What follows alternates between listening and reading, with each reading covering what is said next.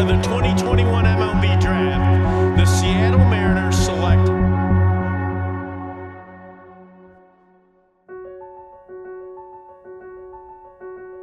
Two weeks we come up here is probably my favorite time of year because that's when good things come together, your teamwork, your teammates you don't get to see all year long. And then now you're in a position trying to all come together for one common goal, and that's making 20 good picks on draft day. There's a year's worth of work from an entire scouting staff, plus a baseball operations group, plus an analytics group that goes into 12 days worth of decision making, that goes into 3 days of the draft. Scott Hunter, our cross-checkers, our area scouts, our player personnel people, and our analysts do a wonderful job of ordering the class and bringing to life the group that's going to make up our draft class. And I try to make sure that my part in it is just walking through strategy, the way we can best, I guess, maximize the outcomes. A lot of the picks we've been successful with haven't come from just one person making a decision. It's been a scout noticing something in the field, an analyst raising their hand, and creating an environment where people feel free to ask that question or raise their hand and just say, this doesn't feel right or look right, has really allowed us to make those good decisions. You know, the biggest flaw is just the secondary pitch action. A lot of my concerns came to light there. Frankie gave him a little better command. It's about forecasting what that 18 or 21-year-old might look 3 or 4 years from now. Trust is an amazingly powerful thing in a draft room, and if you trust that the person next to you is looking at all the information and is only interested in doing the right thing for the organization, that's what creates great conversations. Great conversations create great voting, and great voting creates great draft boards. Setting up the draft through a data lens is a really important thing, whether that be, the quality of contact, the exit velocities, how often does this player hit the ball. We're able to determine the player's approach. We use that data and incorporate it with the Scouts Live Eye, and ultimately we come up with what we think is a blended evaluation of a player that allows us to make the best decision that we can on draft day.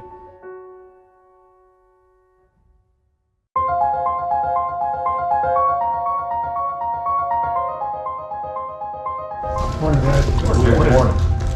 It's like opening day. It's like the first day of the World Series. It's bustling to a degree. It's a little bit Jerry Maguire. You like this kid? Way better this year. He's way more patient. He's just a nice hitter. It's almost like that calm before the storm. Everybody jokes around saying it's like Christmas morning, you're waiting to open up your packages. How good are your negotiation skills? When we get to the ballpark, everybody's got their game face on. The computers are opened up a little wider and a little brighter, and we're just waiting. Now it's getting interesting. I think that means we're good. We determine Scott's level of stress by how hard he rips the mint out of the plastic package and throws the plastic down on the table. The more tense he gets, the more peppermints he eats.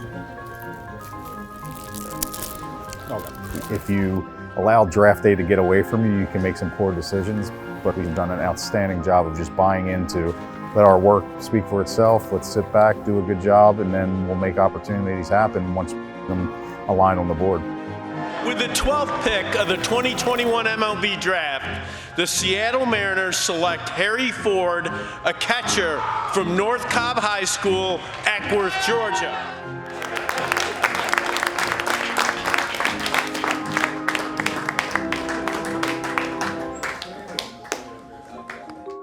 Nice job, Devin. While we try to make it scientific, it still takes a lot of gut feel to make a call on what you think a player is going to be. And we always stress this is about putting major league players on the field, and we're in the game of futures.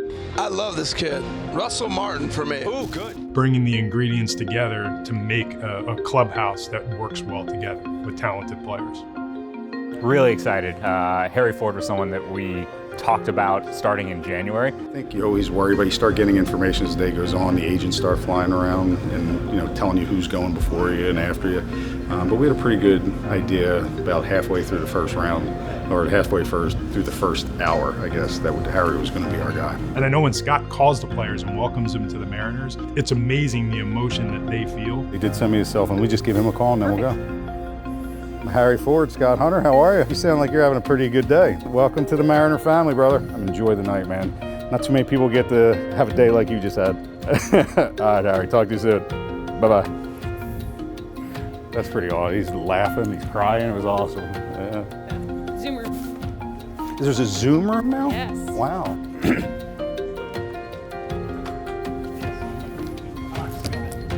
Great.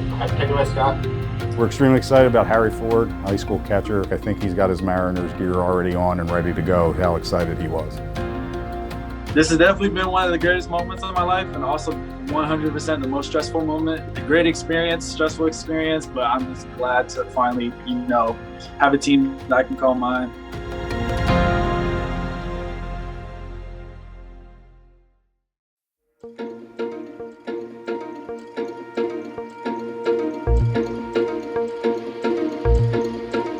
Day one's actually kind of easy for us. Now with the way the draft is working, we'll have one pick on day one, then we'll have time to reset, prepare for day two. But once it gets rolling, that's where you see the engine start really building. And if you don't have a group that you trust or can lean on, then it can get overwhelming real quick. Once those picks start going every 30 seconds to a minute, we have our cross-checkers, everybody in the room. We keep putting options up the board, and you got to have 2 and 3 players lined up just in case you get your pocket pick. But also guys on the phone with agents, making sure the deals are getting in place. So to say that, the calm that sometimes our guys would probably laugh that I have in front of me, there's a lot of stuff going on inside that I don't want to mess up because it can move real fast. Old saying, if you let the game speed up on you, it will. And we try to keep that slow pace with everybody with some information with their hands in that can really help not only slow me down, but the whole draft board as a whole. There are a lot of phone calls. You're touching down with a number of agents to determine what you might be able to do from a financial perspective and how you move the money around in the bonus pool. And that's always a challenge because what you think is possible 3 and 5 days before the draft starts to change when the other 29 teams affect what you're doing. Somebody will take 400 every like in the Yeah. Do you want me to try to call him now? Give him enough runway to be able to manage this situation. Yeah. We are trying.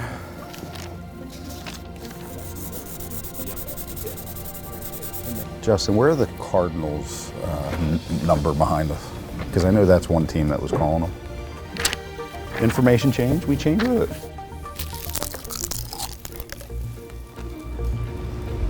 Seattle Mariners select Edwin O'Rourke Jr., shortstop from Central Point Christian Academy, Philadelphia Phillies drama club.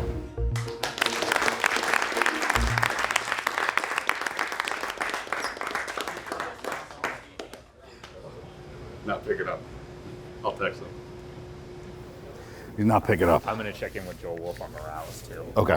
See how it plays out. Let's just stay the course. Third round starts now, right? Yeah. Take Morales and then make a run. Well, let me call Morales. You're trying to make sure that you're connecting all of those picks, especially in how you're going to spread your bonus pool, because that will determine how you handle the last 7 rounds. We could go full slot at third, or you have to shave a little bit. You can go full slot. Just preparing ahead. All of the drafts that we've had in recent years, there's a pattern of picking the person, not just picking the talent. And through the course of those first 3 rounds, we always focus on trying to find the highest impact players that we can. Edwin, Scott Hunter with the Seattle Mariners. How are you? You sound a little excited, man. Congratulations. Welcome to the Seattle Mariners. I know a lot's going on. You and your family have a great day today. All right, talk to you soon. He's excited. We felt like we could start to get more diverse and expand in different ways and take some chances. That's when you just play the board. Do we want to just, at this point, just lock in Morales? Every step of the way, we were trying to figure out, okay, we got to get here, we got to get there, because you can't exceed, we can go over that, the signing pool budget, but only marginally in the top 10 rounds before you just lose picks and you're not able to sign them. And that's not a positive thing for the future of the organization. So we do have to be pretty aware of what's happening each step. So it's a challenge, it's a burner. So you're into the over, but not all the way. Yep. And we can manage that. You can take the guy that's on top of the board next. I think that's tremendous. Scott does an unbelievable job of connecting the dots and having humility and, being willing to put his own opinion aside if the whole group feels differently. That's a hard thing to do. Humility is an underrated trait. We wouldn't go over slot. Okay, let me talk to Jerry and I'll be in touch. All right, bye. Yeah, take 1-5 and then make a run on the conversation. And tell them to send me the kid's number. Morales we're doing now. Nah, we're scaring some people out there. Congratulations. Congratulations. Awesome. Good job. Did it. Outstanding. Watching as other teams pick and add players they really believe into their org, and then when the moment comes and you feel confident you get your guy. And I think the coolest part is the part that Scott gets to do. He gets to call a kid and tell him your dream is coming true. You get to be a Seattle Mariner, and to hear their families, to hear the joy and celebration and all the hard work they put in come to life in those moments is really awesome. Your name's about to be a Seattle Mariner. I want to hear the excitement on this one.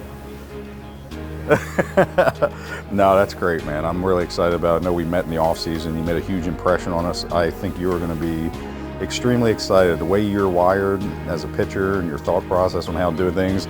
I think, yeah, there you got it, huh? The things we do with pitching, just keep doing your homework on the Seattle Mariners because you are going to fit in great. All right, man. Congratulations. See you, Michael. Bye-bye.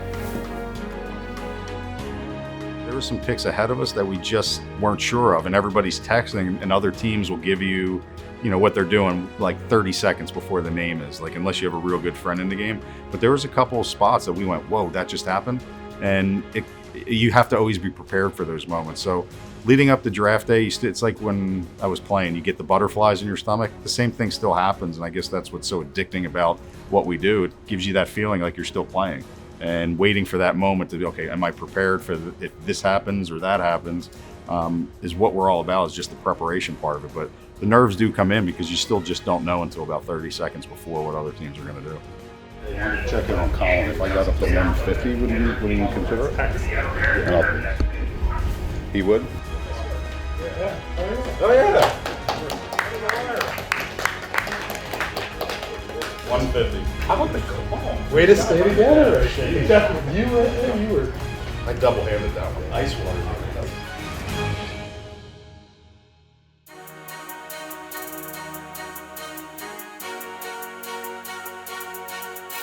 Day 3 is when you start getting a little deeper into the player pool and you're starting to look for value, guys that might have been really high on your board on day 2. And you really have to bring all hands on deck in regards to signability. Phone calls are going everywhere. And then the finances become in it because of the rules with MLB.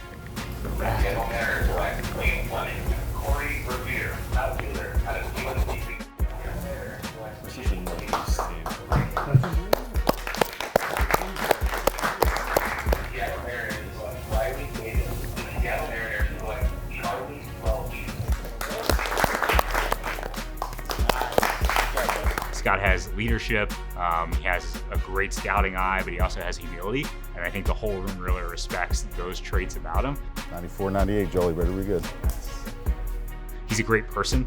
He cares about every kid that we draft, and the amount of time and energy he puts in to them as people, you can't fake your way through that. He's just a genuine person. He cares about everyone on the earth, and he's probably the guy that says yes to too many things. Riley, Scott Hunter with the Seattle Mariners, how are you? Charlie, Scott Hunter with the Seattle Mariners, how are you? Jimmy, Scott Hunter with the Seattle Mariners, how are you? I wanted to give you a call, congratulate you, welcome to the Mariners. Sounds like you're excited, which is good news for me, right? We're happy to have you, and it's not every day you get to become a professional athlete, so enjoy it. Awesome, man. Well, good luck, congratulations to you and your family, and enjoy the day. All right, congrats. Good kid. All right, Jimmy's excited. Riley Davis is stoked. Frankly, I think he's done a wonderful job in building a cohesiveness with a group that believes in what we're doing, and that's how he connects the dots. 17th round starting, and we're taking Jimmy Kingsbury. Just keep running the board. His leadership is really a guidepost for our whole scouting group. I think that's why everybody respects him so much.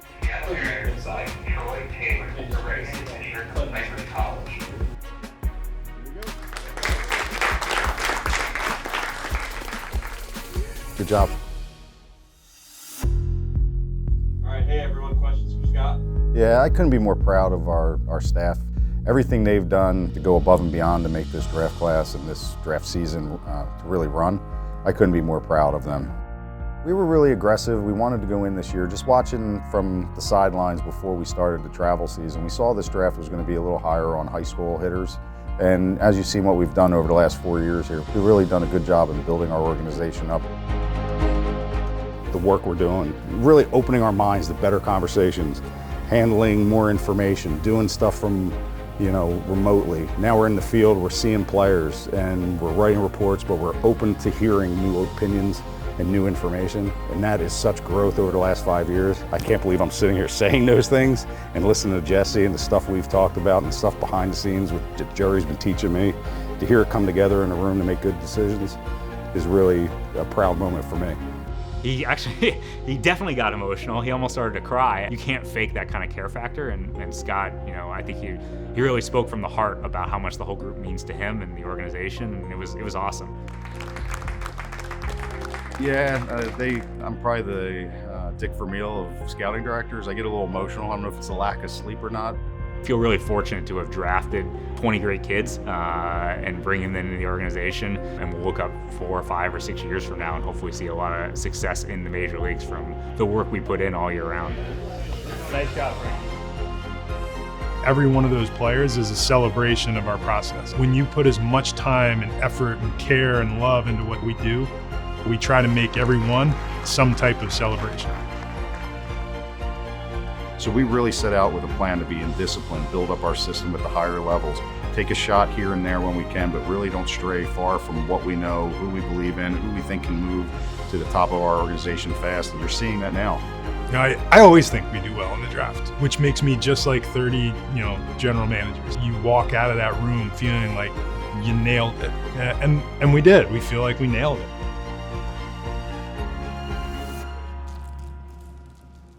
Hey, you notice Jerry started eating a lot of mints too. He was chewing on them all the time. Is the team store open today or are they closed? Yeah, my boys want something.